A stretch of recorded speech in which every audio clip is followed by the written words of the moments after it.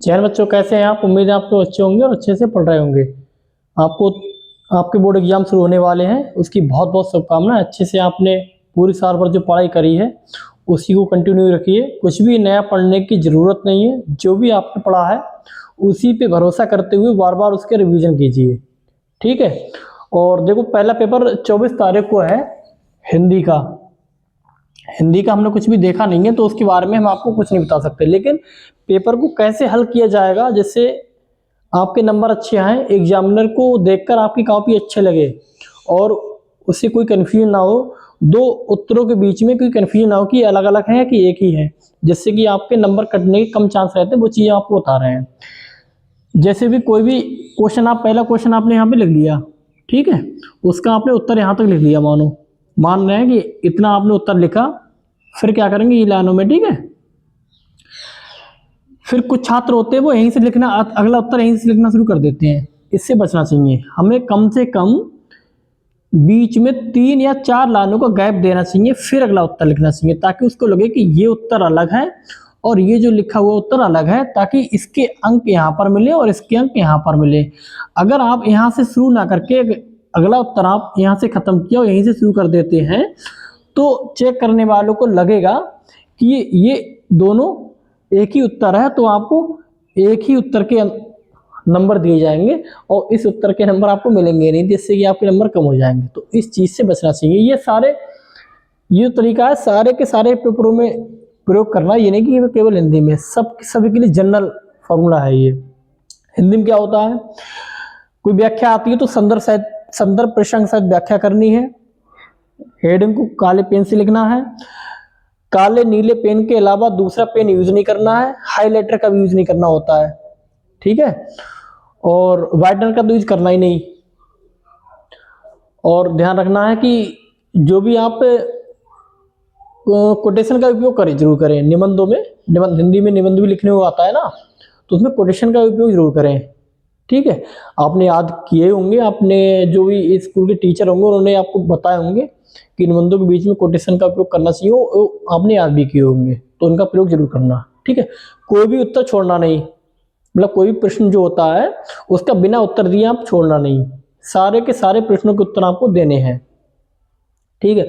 और इस प्रेशर में ना आइए कि आपको कभी कभी होता है ना, कोई हमको बता देता है कि पूरी कॉपी भरनी होती है और कॉपी भर के हम ABC भी कॉपी भरोगे तब नंबर अच्छे आएंगे। तो ये चीज जो है वो मिथ है, इस पर आप भरोसा ना करिए।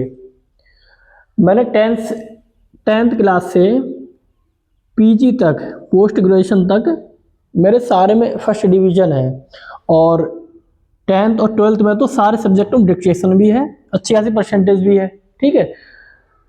यहाँ से यहाँ तक की पढ़ाई में मैंने कभी भी एक कॉपी नहीं भरी,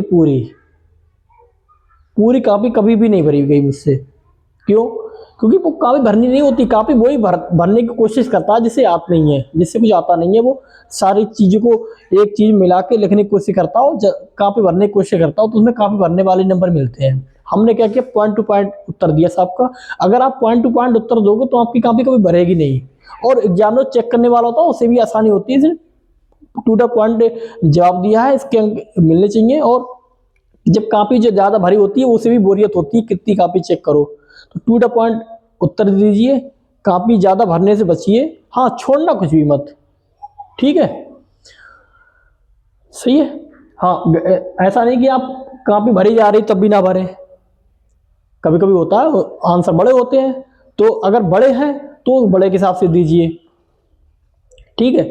मैथ में क्या हुआ, मैथ में जब क्वेश्चन लिखते, आंसर जब देते हैं तो एक सवाल होता है यहाँ तक आ जाता है, एक पेज भर जाता है। तो मैथ में जनरली क्या होता है, मैथ में सारी कापियाँ भरती हैं। तो मैथ में मैंने भी मैथ में 5-6 कापियाँ भरी थी, क्योंकि उसमें तो भाई सवाल जब होते हैं तो ऐसा तो है नहीं कि ये सवाल यहाँ तक खत्म हुआ फिर अगली लाइन यहाँ से शुरू कर दी। उसमें तो भाई ऐसे ऐसे लाइन शुरू होती है, ठीक है। वो उसमें कापियाँ पूरी भरनी होती हैं।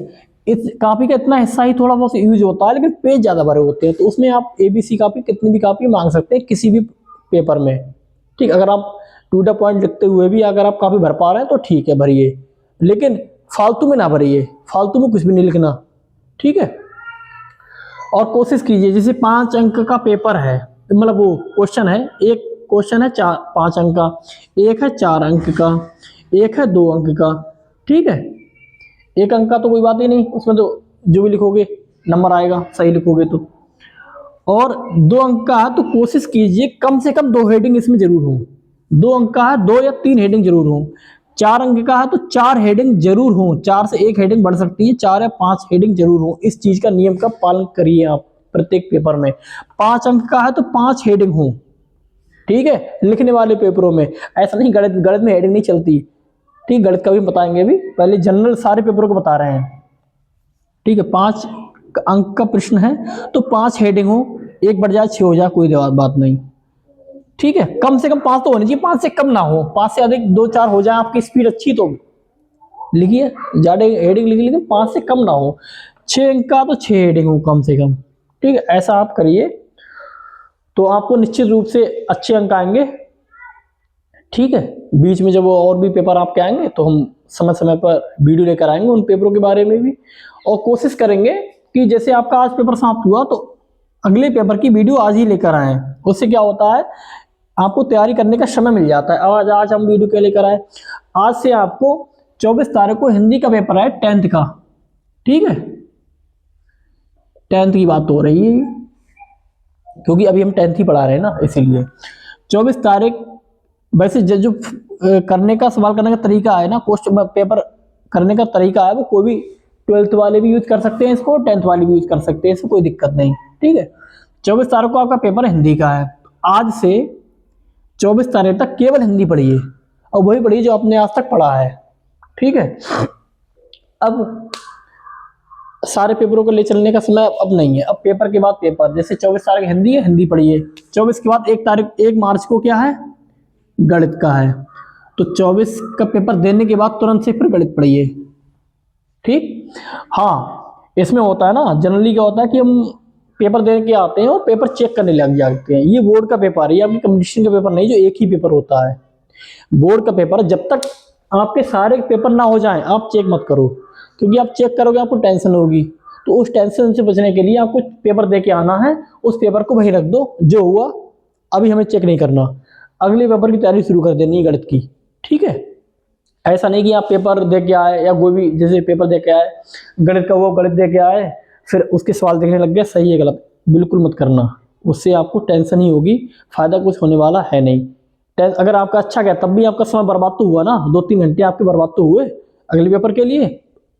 जब आपके सारे पेपर हो जाए फिर आप चेक करना, फिर आप एक एक पेपर चेक करना और देखना कितने नंबर आ रहे हैं। लेकिन जब तक आपके सारे पेपर नहीं हो जाते, आपको पिछले पेपर के बारे में कुछ भी नहीं सोचना। आगे जो पेपर चल रहा है उसके बारे में सोचना है बस, ना आगे ना पीछे, जो चल रहा है उसके बारे में, जो आने वाला है बस। ठीक है, शायद मैंने सारी बातें आपको बता दी हैं। आपको जो भी दिक्कत हो, जो भी पूछने की, आप कोई भी क्वेश्चन आपके दिमाग में आते हो तो आप बता देना। पेपर हल करने के बारे में मैंने सब कुछ बता दिया। हिंदी आपको पढ़ाई है नहीं, हिंदी का पेपर भी मैंने देखा नहीं है, तो कैसे क्वेश्चन आते हैं मुझको नहीं पता, आपको बताऊंगे। लेकिन पेपर करने का हल करने का जो तरीका होता है ना, वो हमने बताया है। पेपर ऐसे किया जाएगा तो आपको अच्छे नंबर आएंगे, इस चीज़ का विशेष ध्यान रखना। कोई भी क्वेश्चन हो हल करो, उसके बीच में 4 लाइनें छोड़ो, फिर अगला जवाब दो, फिर 4 लाइनें छोड़ो, फिर अगले प्रश्न का जवाब दो, फिर 4 लाइनें छोड़ो, फिर अगले प्रश्न का जवाब दो। ऐसे करना है सारे पेपरों में। ठीक है, और अच्छे से दीजिए, बेस्ट ऑफ लक।